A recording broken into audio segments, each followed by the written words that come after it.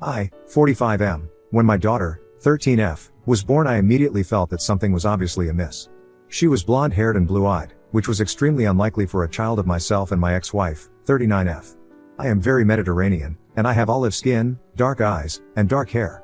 My ex-wife has brown eyes and relatively dark brown hair. Her skin is barely lighter than mine. The baby also clearly bore no resemblance to me or anyone in my family at all. I had been having misgivings about my ex, too, and she seemed too quick to express surprise and make excuses. Still though, I didn't want to throw away my marriage over what could have been my own misunderstanding of genetics, and so I signed the birth certificate. I instantly knew that I was going to have a paternity test done, but something else surprised me. When I brought our little girl home, I still fell in love with her. It felt just like bringing my son, 14M, home, and, looking at her, I still just saw her as an innocent, beautiful little baby. We bonded. The paternity test came back negative, as I suspected it would, and I decided that our marriage was over. I still loved our little girl though. My then wife did everything that she could to drag out the divorce and refused to separate or move out. My daughter's biological father, every bit as blonde and blue-eyed as I suspected, turned out to want nothing to do with her or my ex. He was already married with his own family, and his only focus was preventing the situation from blowing back on himself too much. My ex went totally nuts when both I and her affair partner rejected her, and she made some very unfortunate decisions. To make a long story short, she ended up with prison time for crimes including identity theft, assault with a deadly weapon, and grand theft auto, when she stole credit cards and forged documents for both of us, and when she stole her affair partner's car and tried to run him over with it. I ended up with custody of our kids, with the affair partner never even attempting to establish any kind of paternity rights. I didn't want to press the issue myself, as I couldn't deny that I had bonded with this child, even knowing that she wasn't my real daughter. I had been shunning my ex-wife as best I could and trying to move on with life after she was finally out of the house. It wasn't long before I got together with and married my current wife, 34F, and we've since had another 2 children. 10M, 8F, my eldest daughter is a total daddy's girl, and we have a wonderful relationship. She always feels loved, and I treat her the same as my other kids. Even though she obviously stands out, my family accepts her too, or at least that's what I thought. I work for my father's company, and the other day we were out talking about the future and his will, and he was talking about what money/assets etc. he wanted to leave to whom, including his grandchildren, and I noticed that my older daughter had been left out. I mentioned it to him, and he said, "It's nice what you've done for daughter's name, but you have real children, and obviously they should come first." I interrupted him, and I told him that she is my real daughter, and that I thought she should be treated equally. He just paused and looked at me for a moment, and he said, "I guess you feel how you feel," before he noticed I was still about to argue with him, and he shrugged and moved the conversation on to things about work and my siblings. I was too polite to try to force the matter at the time, but it sort of stuck with me. My father isn't the type of man to harp on a point, and I am certain that he's content to have said his piece and would let the matter drop. He could certainly tell that what he said upset me, and so I doubt he'd bring it up again. Frankly, he sort of raised me the same way. At the time, I was shocked, because he's always seemed to accept my daughter as a part of the family. He buys her gifts for her birthday and for Christmas, and he makes her feel welcome, but, thinking about it, he really is just a kind, polite, and generous man in a lot of ways. He will and has bought Christmas gifts for high school friends or significant others, if he knew they were coming, and the same for other gift-giving occasions. He's generally very hospitable to anyone his friends or family bring around, so I thought that maybe it was just that, and I misinterpreted. My wife is Asian, and so my eldest daughter always stands out. She's thin, and blonde, and blue-eyed, unlike pretty much anyone else in my family, and she's taller than any of the other girls or even most of the women, really, so I'm aware that she might look like the neighbor kid visiting or something. My wife loves her, and I know that she 100% accepts her as one of our kids, and she has been a great mom, stepmom. I talk to my own mother, though, and while she's definitely closer to my daughter than my father is, they interact a lot more, and she includes my daughter with the other kids, other girls in family traditions and activities. I got a little bit of the same vibe from her. She was much more diplomatic, but it seems like she may also sort of consider my daughter to be sort of a guest, unfortunate orphan I'm hosting or something like that. She pointed out that I can make my own will however I want. My daughter knows that she isn't biologically mine. That would have been hard to hide, even if we'd really had the opportunity. She doesn't want anything to do with either of her bio parents though. She's seen her bio dad perhaps a handful of times in her entire life, and I don't even think he can remember her middle name.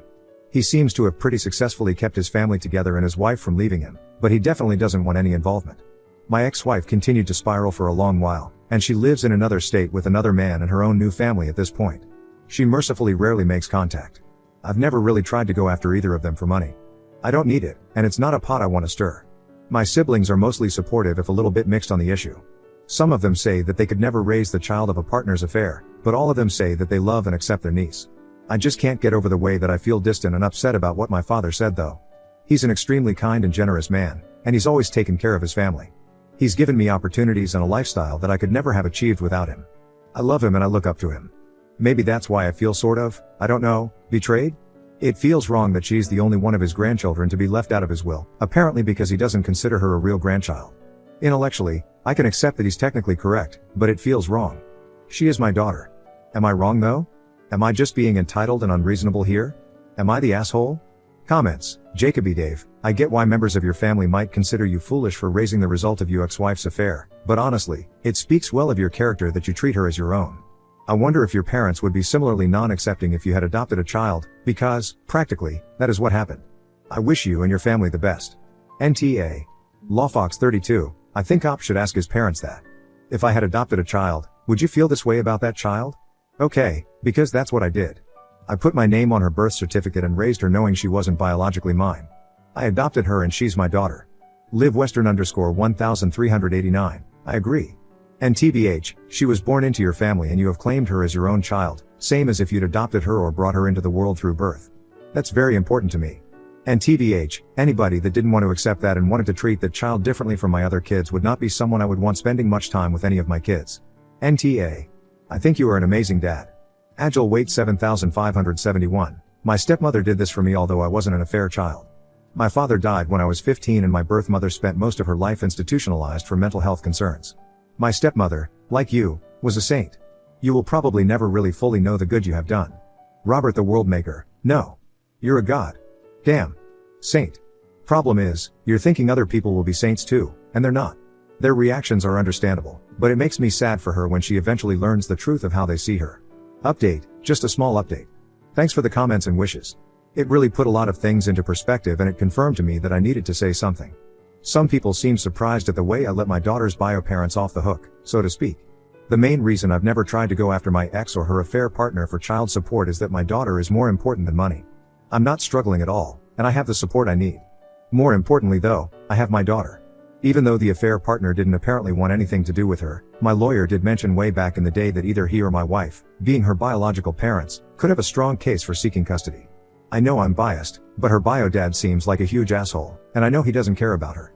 I wouldn't put it past him to try to get custody just to duck out of paying child support though, if his hand was forced. And the idea of her having to go stay with him is just something I don't even want to think about.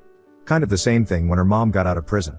She seemed like she was very quick to go shack up with her new guy, and she seemed willing to let the matter lie, so I did the same.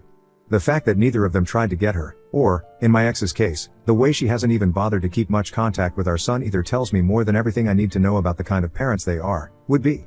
They only seem interested in their pre-existing/new families respectively. I wouldn't want to try to back them into trying to take custody. With my daughter being 13, it's possible that we've sort of run out the clock on that matter, but it's still not drama we need or a risk worth taking. In better and more important news though, I talked with my dad. I met with my father for lunch, which was easy enough, as he's around most days and we could sync up some time. I mentioned that I wanted to talk about my daughter not being in his will, and I told him that even if it meant dividing what was being left to me or my other kids, I felt it was really important for her to be included. I also mentioned, as I felt, and as a lot of people pointed out, that it would be devastating for her to find out that she'd been excluded after his death. My father agreed that that was a really good point, and he said that she is a lovely girl, that he does love her, and that he wouldn't want to add extra pain or bitterness to her life, especially at such a time.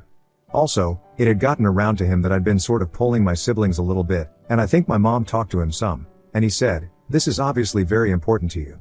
You're my son. I can just change it. It's not so much money anyway." And he was right. The amounts of money being left to individual grandchildren aren't massive, but the gesture and the thought are what's most meaningful. Mostly everything is going to my mom and or us as kids anyway.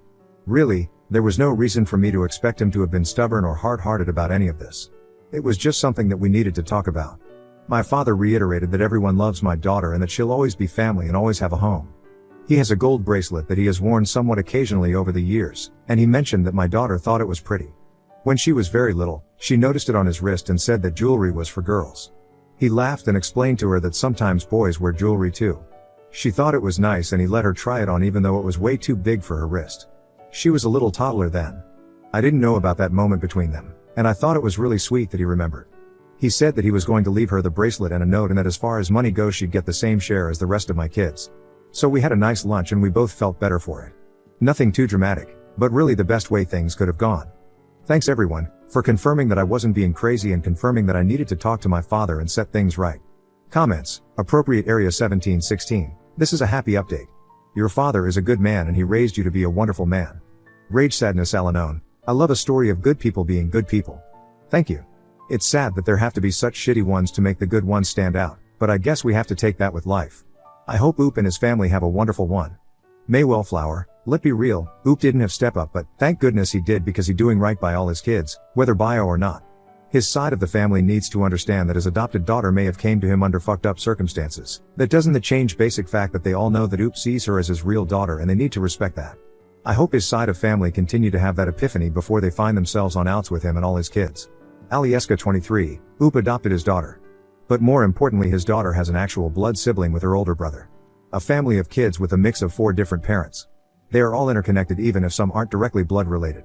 They are a family, and Oop actually understands that. He is an incredible father and his kids will grow up to be good people. Quasar Random 1234, I was there for the original posts, and was infuriated. Your adopted child is your child, full stop, no qualifiers. Your child's child is your grandchild, full stop, no qualifiers. Oop's father partially got it, but it sounds like mainly for Oop's sake, not his granddaughter's. Average Cypress, sometimes, that's all we can ask for.